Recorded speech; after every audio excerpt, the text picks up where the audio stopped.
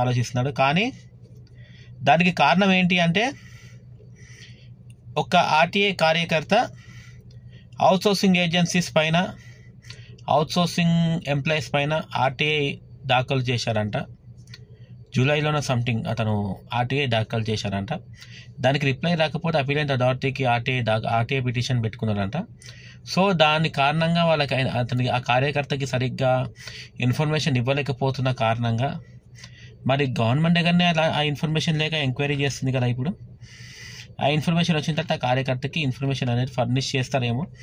So దానివల్ల ఈ enquiry అంటే జరుగుతుందని చెప్పి కొంతమంది చెప్పడం అయితే జరిగింది. ఒక ఆర్టీఐ కార్యకర్త అవుట్సోర్సింగ్ ఏజెన్సీస్ మీద, అవుట్సోర్సింగ్ ఎంప్లాయీస్ మీద, ఎన్ని అవుట్సోర్సింగ్ ఎంప్లాయీస్ మీద ఒక కార్యకర్త అయితే ఆర్టీఐ వేయడం జరిగింది. ఆ ఆర్టీఐ ఆధారంగా మరి ఇప్పుడు జరుగుతున్న ఎంక్వైరీ అన్నీ తెలిసింది. మరి అది ఎంతవరకు కరెక్ట్ క్లారిఫికేషన్ అనేది రావాలి. అలాగే అవుట్సోర్సింగ్ ఇష్యూస్